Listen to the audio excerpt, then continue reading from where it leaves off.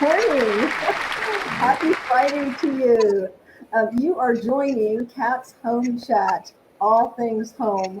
Anything can happen at home. Solopreneurs, entrepreneurs. Today, I am super excited to have my guest, Bill Baldwin, who is just an extraordinarily successful, phenomenal, connected, and insightful realtor and entrepreneur. If you're in real estate, if you've been doing it for a long time, or maybe you're new in real estate, or you're an entrepreneur, solopreneur, because these secrets that he's going to share for selling over, $1 billion in sales really can navigate success through all types of businesses. So tune in. If you can't watch it now, watch it on the flip side. But without further ado, Bill, thank you. Welcome to the show. I'm very excited to be here and kind of share what I've learned over the last 25 years being in real estate. Absolutely. And I'm just going to give a brief little bio here because your creative director was so kind to send it over. So Bill is, as you're going to find out, he's passionate at what he does. He contributes to diversity, equity, and opportunity. He owns Boulevard Realty, which is an independent boutique. I love that. I consider myself a boutique staging and design company. He's very connected into volunteer and on several boards, director, etc. And he's also, my book hasn't come yet, an author close to my heart. I'm writing my book right now, soon to be announced. Heroes, Hopes, and High Water, Life Lessons in Turbulent Times. And these are lessons he learned and witnessed through the story of Houstonians coming together through Hurricane Harvey, which many of you remember. So a lot of credentials here, and we are excited for you to share your mojo, Bill. 5 things. We're going to try to keep this under 30 minutes. Bill and I could probably talk for 30 hours. We can. So sure, we'll have him back. But I asked Bill, share with our audience 5 things that you can do different to stand out and really blow up your real estate and or whatever kind of business, really. And the first one is going to amaze you because it's simple, but not always easy. So number 1, Bill, what is your number 1 answer to what you should do to be successful? The secret to success in real estate really is answering your phone, being available, and oh my God, that's a big thumbs up. Really, it's not that difficult, but you would be surprised the number of people who just don't understand the importance of this. And look, today's society is just less tolerant. They're not willing to wait. It's an immediate society that we live in. If they want it, they go on Amazon and get it right that second. They're not willing to wait. And with the availability of just information and the way real estate works today, if you don't provide the information, someone else is willing and able to do so immediately, and then they're going to go do business with that person. So, look, setting an expectation, but being able. Look, I said on my cell phone, I'm sorry I'm not able to answer the phone. I probably can text where I am. Feel free to give me a text, and I will respond to you immediately. Even my email, someone in my business, I probably get 2,500 emails a day. Okay, wow. That's a couple hundred an hour in the big day. And that's why I was so impressed with you, Bill, because I reached out to you when I saw a little bio. I think it was on Facebook. I'm like, oh, I need to talk to this guy. We need to share his magic. He immediately responded. We immediately got on a phone call. And if you don't, you'd have a different guest on here today if I hadn't done that. I had a different guest, and and it's all about you were meant to be here and to share. And I like what you said about it's like, well, I'm with a client. I'm so busy, and I know you're going to get down to another point too, how to navigate that dynamic, because real estate is definitely not for the faint of heart. But there are tools, and Bill's going to share those tools and magic as we get into 2, 3, 4, and 5. And I love the tool about, okay, you're on the phone, you're doing something, have an automatic response set up. Is that what it is in Oh, autoresponders? absolutely. With my emails, okay, I pay one of my staff people to monitor my emails every minute and to respond immediately. So if you get a response from me, it's probably not me, but it's someone who will respond immediately, knowing exactly how I'm going to handle that. So I mean, Yes. you just, if someone says I'd like to list my house, they didn't just send it to me. They sent it to other people, and whoever responds promptly is probably has a better opportunity of winning it over those people, provided you have so many other attributes. Absolutely. And for folks who might say, well, I haven't done $1 billion, I can't afford to have, well, that's okay. When you get to that You're not place, getting 2,500 emails a day either, Exactly. It's all relative, isn't it? So Absolutely. I like that for the solopreneur, whatever, maybe you're a home business, trying to build your business. AI, I hate to say it, but like autoresponders It's are here to help cheap, you. if not free. Take advantage of it. Yeah, and set up that system. So have those systems. But And like, even with my clients, look, I'm known as being a very busy person. Someone knows I'm on a podcast right this second and I'm not able to answer the phone. But setting an expectation, even when Tim Surratt's a good friend, he sets on his voicemail every day, I will return my calls between 11 and 12 and between 3 and 4. That's at least a reasonable expectation that he has set for the people. Do you think that works? Because I'll tell you, I went to a training years ago, 20 some years ago, and I thought, oh, that's really great. But maybe it was California at the time, I don't know. But back to your note of people want responses now. I think some people are like, yeah, well, that's not going to work for me. I want an answer now. I serve on the board of the Realtor Association. One of the things we've been working on is leads. We get these email leads from har.com, but the overwhelming number of those leads are not even responded to. And it is, for the Houston Associated Realtors, it's one of the number one bitches that we get.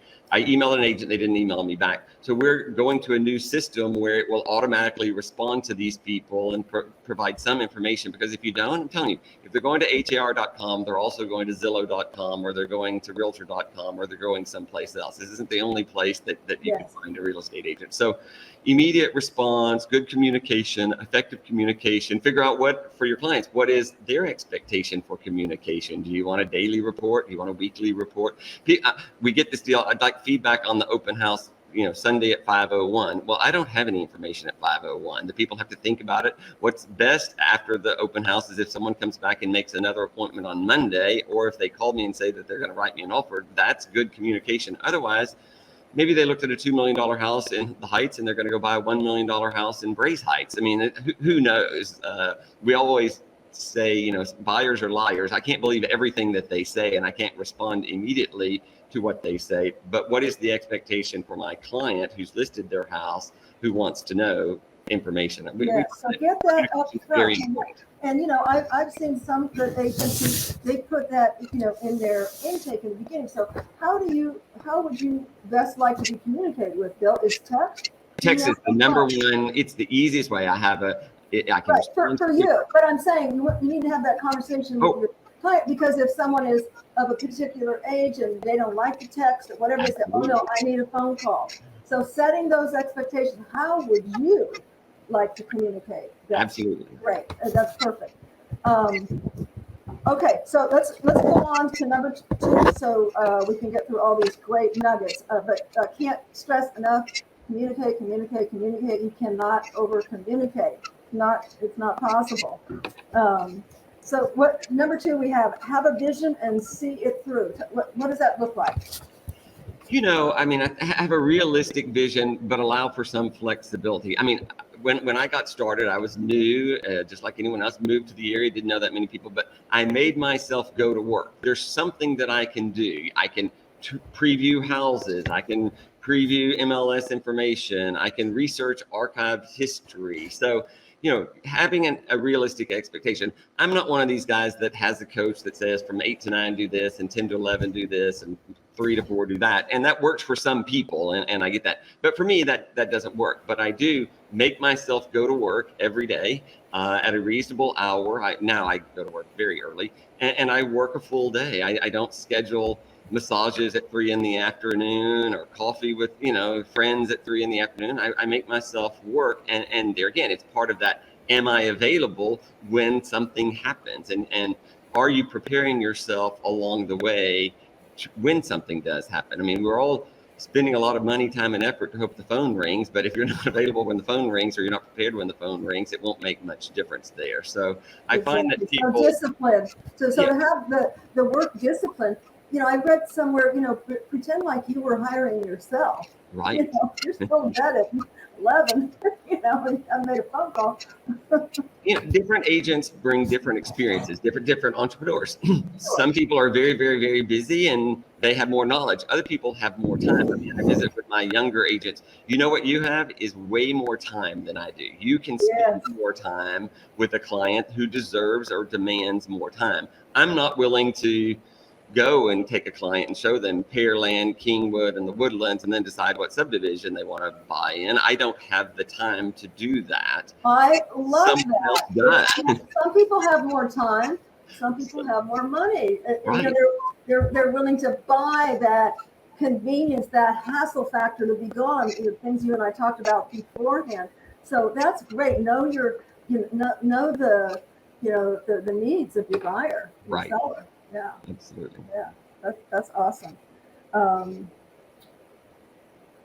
So let's see, aim high and make it happen. So with that, having a vision, you do vision boards or set goals and things like that.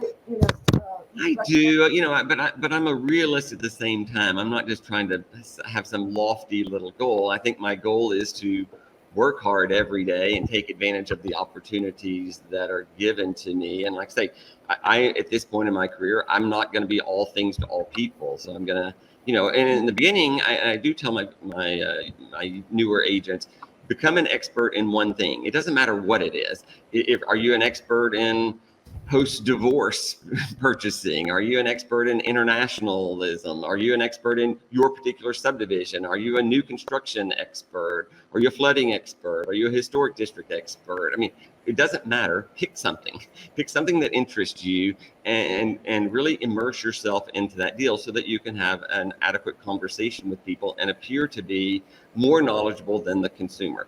Consumers today find houses. We no longer find houses for people. They have stalked the seller. They have Googled them. They have LinkedIn them. They know more about the sellers and sometimes the house than we do. What we do have is a wealth of knowledge about the community, the trend, the history, the expectation, what new is coming up, what are the regulations, what are the limitations, what do you want to do? Airbnb this or park your RV here or put up your flag here. And they don't know how to navigate those things. So they barely need us to let them in the door, but what they need us to do is navigate the process, the negotiations, the inspections, the financing, the insurance, there's so many things that the consumer will find value with a professional other than just, finding a house. I found the house myself. So will you do it for half the cost? No, because that's not what we got paid to do. We got paid to do these other things along the way. So I think there again, it just goes back to, can you have articulate your vision for your client? What is it that you're going to do for them? Same with listing a house. You're not just taking some photos and putting it on the MLS and it sells itself or whatever. And look, the past couple of years, many of them did sell themselves. But are you helping them choose which of the multiple offers to choose, which is the more likely to make it to the end? Is it sometimes the highest offer isn't the best offer? Sometimes people just get you under contract, but they might get 4 houses under contract at the same week or whatever, and then pick which one they want. You're having to navigate the process. And it's going back to your deal. You've got to be able to make sure that your client, whoever you represent, whatever it is that you're doing. Today, I like to buy clothes, I could buy them online, but what I want is the salesperson to tell me about the different fabrics. How am I going to be hot in this in July? Should this be 2 inches longer? What do you think what color combination would you put together that I would normally put together? I mean, there's value in a trusted salesperson who's helping you dress the best that you can dress, right? I mean, it's not just a function of buying it online. They sell the same, Etro shirt in 1,000 places or whatever, but I'm willing to go to one place to purchase that because I want their valued experience and advice along the way. Absolutely. And I like that. And you've done a very good job in the areas, the area that you've just really embraced and connected with and have become such an expertise in. And I'm sure your success is attributed to them. They can sense that all of the nuances, and my gosh. You have to have a vision in what it is that we do. A lot of times people would say, oh, I'm walking in the door, and many times it happens, my furniture will never look this good, so my house will never look this good, which is part of the problem. Or I love so much about this house, but I don't like these things. And when I started selling little bungalows in the Heights 25 years ago, look, they were rental properties. There were bars on the windows. There was pink carpet on there. But you can get rid of the bars and get rid of the pink carpet and restore the hardwood floors and see the amazing old tile that was covered up with the carpet also. Yeah. And that's the vision that they want you to have in order to say, yeah, this is going to be spectacular with a little bit of elbow grease or effort. Unfortunately, studies tell us that about 87% of buyers polled really have a hard time envisioning, which is why, I cringe when I see vacant homes for sale, at least, maybe not for lease, because even if they have different furniture, what you're doing is you're selling a lifestyle, whether you're selling in Heights or River Oaks or the Woodlands or wherever, you're selling a lifestyle. We have a saying, that staging creates emotion and buyers justify price with emotion. I think it was Gary Keller. He said, price gets you interest, staging gets you offers. So it's back to that emotion, and you're doing it when you have to, and you don't have the visual magic of staging. You're doing it by your sheer knowledge of, let me show you what I've seen. I've seen it without this. This is what you can do, on whatever rehab or with the bars or the pink walls or whatever. To help them envision the lifestyle that they're looking for. Absolutely. So that goes back to, I guess we're in 3. If you're not the expert in something, find the person who is. So I think this is surround yourself with experts. We need stagers. We need a title officer who can explain bridges of coverage. You need an inspector that you can call in. You need a pest control expert who can tell you about different bugs. You need a stucco expert. You need a flooding expert. You need a historic district expert. I mean, there's so many people out there that make themselves available, and they love them. So don't try to be, let's see, we have what's called stagents, affectionately. Don't try to be the realtor, the stager, the photographer, and what else? The painter. And the mortgage guy. Yeah. You can do it well, and then you won't have to do all of those things anyway. But yeah, I mean, surround yourself with other experts. Because I have so much knowledge of the city and, like I say, historic district flooding, probably typically on an average day, a dozen different agents from different firms call me and ask my opinion. But look, if I'm going to go show a house in River Oaks, I'm going to call Laura Sweeney and ask her opinion about certain things. Or if I'm going to go sell, in a certain area and there's an agent that's done a lot of business there, I'm going to reach out to them or whatever. What do you think of this sort of thing? Sure, because that's their sweet spot. Build relationships. Build relationships and sharing. And who knows, you probably end up on the other, on each side of the deal. And So absolutely. When I was a young agent, I used to be more aggressive, and I was, I'd get frustrated with agents. I would speak my mind. Now I realize, as the broker, look, we're going to have to co-op with one of these people, next month. So we don't all have the same skill set. We don't all have the same passion, but we can work together. And so I think by building relationships with other agents, which, look, when I take a listing and I say, look, if we get an offer from an old Heights bungalow, I'm going to vet, has that agent sold 50 old bungalows? If they're coming from Kingwood and they've never sold a crawl space house made out of wood that's 100 years old, that's going to have inadequate framing and ponding under the house and no insulation, I mean, then that transaction. Don't you sell those as is? Right. They can always terminate an option period. So does the agent have a reasonable expectation? I'm selling an old house. My clients are very old, and it hasn't had much work done to it. So we had multiple offers. We interviewed every offer so that because look, I don't want to sell a house with another agent to a young couple, and they don't have a reasonable expectation of Yes. old houses. Look, old wooden houses with old wooden windows that are in a historic district that you can't change are expensive. The utility bill is more expensive. The painting is more expensive. Replacing rotten wood is more expensive. And, Yep. we just wanted, even my seller wanted to make sure that these people have it. They loved that house. They lived there 25 years. They want the next person to love it and live there. Yes. We don't pass Yes. on the love letter things or whatever, because I do think there's liability there to everyone. But I do think Yes. making sure there's a reasonable expectation. I like that. I like that. We had an experience with a family duplex in Old Town Orange in California, and learned that right away. It's like, yeah, no, we're putting it as is. You're buying a historic, that we're not doing it. It's because you could just go down that rabbit hole and. Well, and if you say it's as is, we have one, and then they inspect it, and the deck is all rotten and termite infested. The next person's going to want the deck and the termite infested deck. The seller said, "Well, it was as is, as is." Well, as is, but they didn't know this. You have new information, and so that's why you're going to get to deal with these people or the next ones, because is it a reason? So something like that. Like, what did you end up? Did they end up having to? Oh yeah, we gave them $20,000 to deal with that. Yeah. Throw some money at them and let them fix it. Yeah. That would be an issue. Okay, so find experts. That's key, because you can't do it yourself. I know we touched a little bit on being hyper local. We really are selling neighborhoods. So if you really can't intrinsically talk about a particular, look, what's the difference between the Heights and Montrose and Westview? And you have to be able to articulate that about, the different things. Plus, you want them to experience these different things. But neighborhoods evolve and change all the time. I mean, we sold a very expensive house recently, and the people could have lived everywhere. And they looked in River Oaks that, what are we going to walk to in River Oaks? Nothing. It's beautiful. The houses are all beautiful. But what's more important to us is walkability. And they bought a house behind a coffee shop and said, "Are you willing to put up with the noise of a coffee shop and people parking in front of your house?"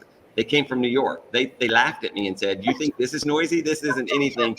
But what we want is to walk to a coffee shop." Yes. And so it's all relative. Never assume what people's expectation or their experience is. So I love that. Just to be hyper local. I know.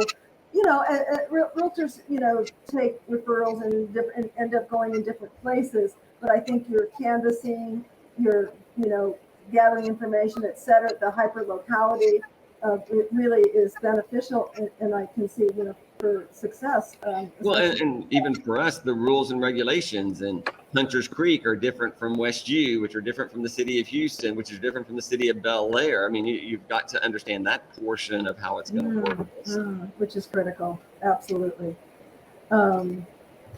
Okay. I'm going down the list here. Tell me if you want to. I think the last one here is find issues that matter to you and take action. And let's talk about your sector in flooding, right? Yeah, I mean, they want to do business with people who are like you're going to share these attributes, whether that's breast cancer awareness, whether that's historic preservation, whether it's there's so many things. But I would find your passion, and then someone will want to do business with you because you're passionate about something. And that could be a fellow church member, could be a fellow LSU alumnus. It doesn't matter what it is, but we try and tell our agents, put those things out there. Someone wants to do, an Aggie likes to do business with an Aggie.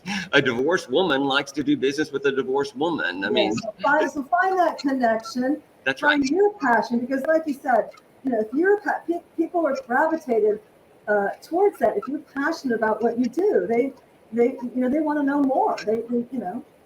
We found, after a number of years, and if you achieve some level of success, it's not just about making more money. You have to leave the world a better place than where you found it, and you have to inspire others. Amen. That's a thumbs up. That is such a thumbs up. So do both. People, you can't serve on a bunch of committees, and you can't go to a bunch of things and sell real estate, and I bullshit on that. You can, and you can network at an event, and you can be passionate about Crime Stoppers, or you can be passionate about, Memorial Hermann Health or children's health or diabetes or Alzheimer's or any of these things. and sell real estate or, create a business environment, whatever. Well, and guess what? What is the side effect besides doing, following your heart, contributing to society, making the world a better place?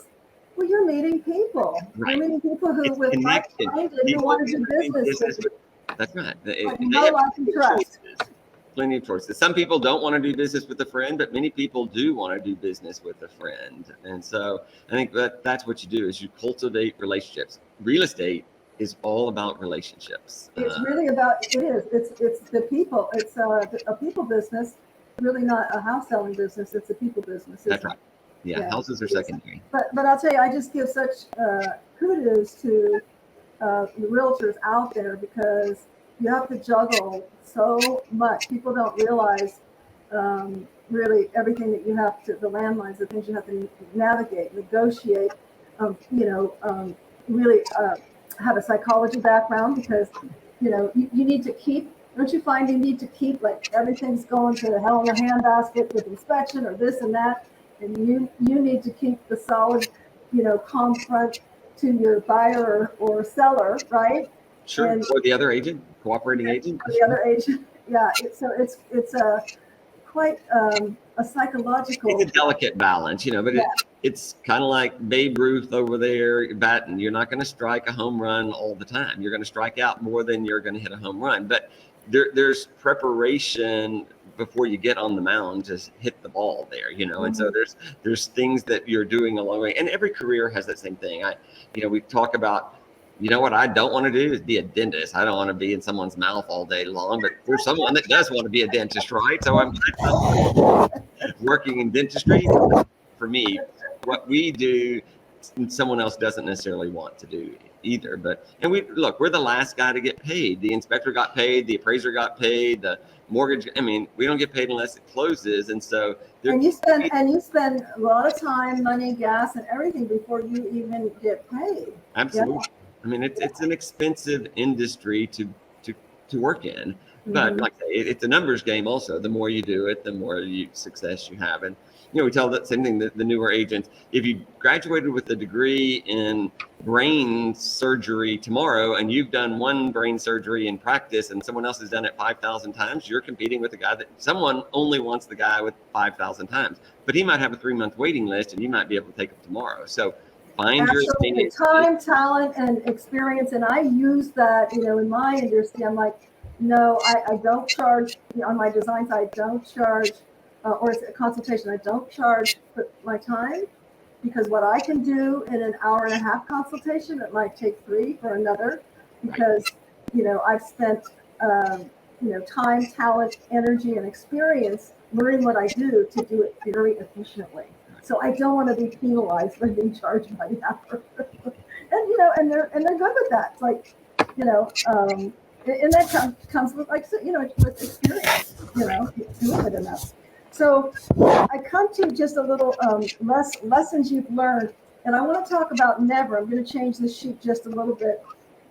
I like your don't be afraid to fail. So I want to piggyback with that. One of my pet peeves, and that is whether it's whatever business you have, be confident in it. Do not, even if you're new and hungry, don't be a discount broker. Don't sell your services short because you're talented, and you bring a lot to the table, even if you're new. So can you speak to that a little bit? How I wake up every day and I say, I can sell a house today. I can sell a house today. There's nothing that's stopping me from selling a house today, right? And that's the beautiful thing about it. But it is a business that ebbs and flows. Look, the fall of Enron, I had a closing on 9/11/2001. The bank shut down, the wires shut down. You have to be able to deal with hurricanes and COVID and pandemics and all kinds, freezes. But look, recessions and boom times. And I think it's the long game. You've got to continue to invest in the long game and not get too caught up into just today or what might happen today. Take your licks, put on your big girl panties and go on back out there and make an effort at it. And that's what the successful people are really doing. They're never letting, you lose a listing to someone else and you get all depressed about it. There are lots of reasons people choose. Many of my agents say they're very upset when their next door neighbor doesn't list with them. Some neighbors do not want to be that intrinsically involved with their next door neighbor. These are financial decisions. Maybe they're taking a new job they don't want you to know. Perhaps they're getting ready to divorce. I mean, there's lots of reasons that you might not want to use someone that you know very well. A neighbor or a friend. I used to say, you may want to reconsider hiring a relative or a friend. How close are you to them? Maybe just have me pay them a referral, or when I was practicing real estate, or you pay them a referral. Because you want to be able to, I hate to say it, but be very honest with them. Maybe you have to fire them, I don't know. But you don't want to jeopardize that relationship, depending on how, precious that relationship is. That could be difficult. All right, so we're coming here to 30 minutes, and so where are we? So your life is not defined by failure. If you don't take a risk, you'll never grow personally or professionally. Right. So and I learn something new every day. People say, "Oh, you have all this experience." Look, rules change, regulations change, the country changes, the economics change. Keep educating, keep learning. Reach out to people like Bill and other seasoned realtors who can mentor you. And again, it's not these things about communication, tenacity, having a niche, all these things really segue into really almost every business. That's who I want to do business with, who have those characteristics in retail and professional services, whether it's the lawyer or the dentist or the doctor, it's the same thing. I think doctors have gotten away with very poor customer service. I'm not going to go to a doctor's office and wait a damn hour. There's someone that will see me quick. If you can't schedule better than that, get out of being a doctor. Because there are more than one doctors, and you be respectful of my time if you expect me to go and pay you money for your services. Don't get me on the whole medical thing, and we could do a whole other thing on Big Pharma. Okay. This has been fabulous, Bill. You are just a plethora of knowledge and positivity and magic, and I hope if you're listening out there, you share it with someone who needs to hear it. And just a reminder, this will go on our YouTube channel, Ta-Da by Kat, within about 48 hours. It's streaming on LinkedIn. And also, if you just want to listen to it while you're driving, it will be on podcast, on all the podcast platforms. So if you're watching this on YouTube now, go ahead and click the bell so you get reminded, and whatever, smash the bell and what is it, join or something like that. I forget what it's called. Follow. And update, we are doing these twice a month now. We've been doing replays. So I was really happy to have Bill and get back in the swing of doing a live. And we'll have a special guest in 2 weeks. We'll reveal that in the next 10 days or so. But Bill, thank you so much. Thank you. I love the opportunity to visit and share what knowledge I have. And absolutely love meeting you, and you're just a jewel and a treasure. I'm going to get out to see you in person. Perfect. And folks, as always, stay positive, stay hopeful, and stay connected. And thanks for connecting with me and Bill today. And have a super, super weekend. Bye.